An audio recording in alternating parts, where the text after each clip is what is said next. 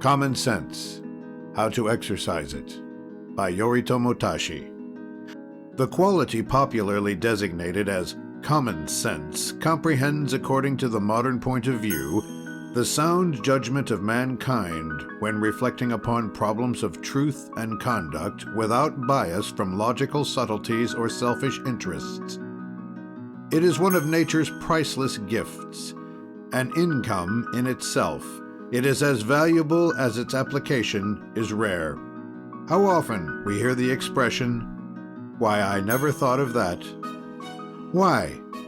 Because we have failed to exercise common sense, that genius of mankind which, when properly directed, is the one attribute that will carry man and his kind successfully through the perplexities of life.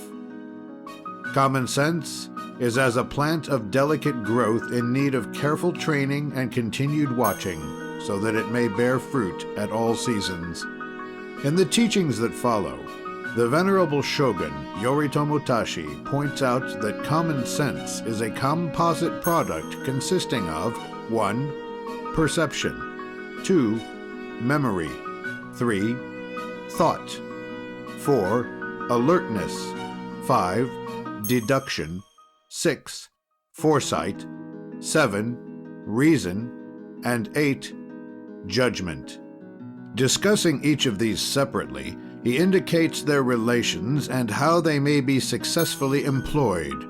Further, he warns one against the dangers that lurk in moral inertia, indifference, sentimentality, egotism, etc.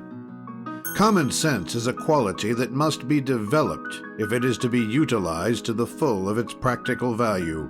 Indispensable to this development are such qualifications: 1. Ability to grasp situations, 2. Ability to concentrate the mind, 3. Keenness of perception, 4.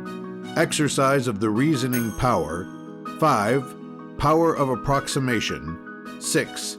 Calmness, 7. Self-control, etc.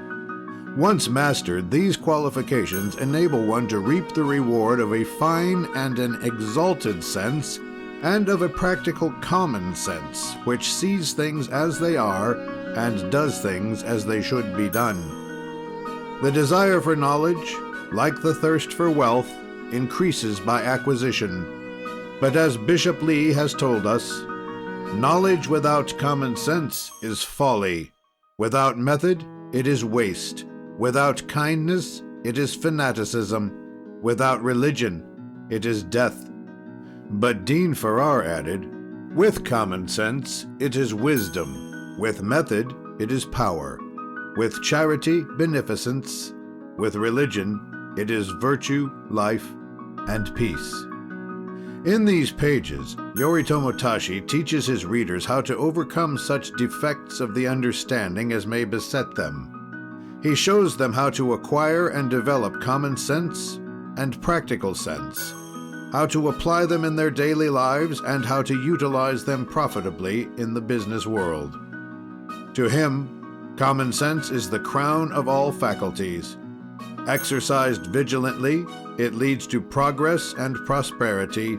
Therefore, says he, enthusiasm is as brittle as crystal, but common sense is durable as brass. The Publishers. Preface.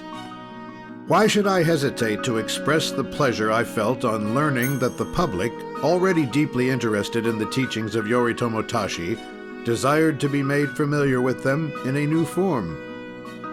This knowledge meant many interesting and pleasant hours of work in prospect for me, recalling the time passed in an atmosphere of that peace which gives birth to vibrations of healthful thoughts whose radiance vitalizes the soul.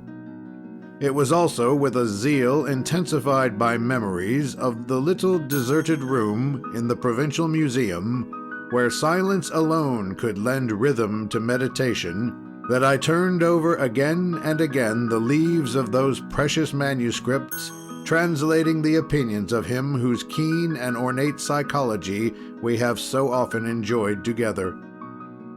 It was with the enthusiastic attention of the disciple that once more I scanned the pages where the broadest and most humane compassion allies itself with those splendid virtues, energy, will, and reason. For although Yoritomo glorifies the will and energy under all their aspects, he knows also how to find in his heart that tenderness which transforms these forces, occasionally somewhat brutal, into powers for good, whose presence are always an indication of favorable results. He knows how to clothe his teachings in fable and appealing legend, and his exotic soul, so near and yet so far, reminds one of a flower whose familiar aspect is transmuted into a rare perfume. By him, the sternest questions are stripped of their hostile aspects and present themselves in the alluring form of the simplest allegories of striking poetic intensity.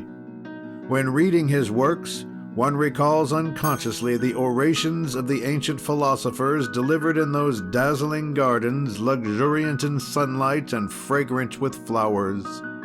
In this faraway past, one sees also the silhouette of a majestic figure whose school of philosophy became a religion which interested the world because it spoke both of love and goodness. But in spite of this fact, the doctrines of Yoritomo are of an imaginative type.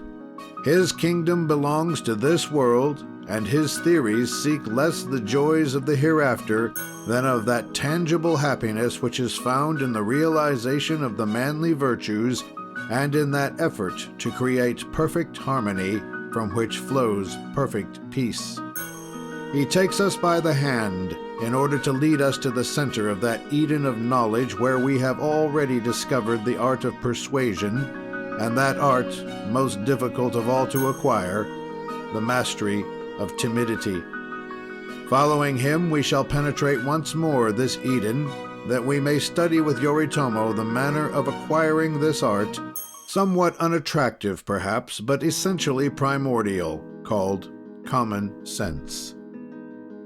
B. Dangenot. Translated by Madame Lily Berthelot de la Boilevere. Recording by Thomas Rose.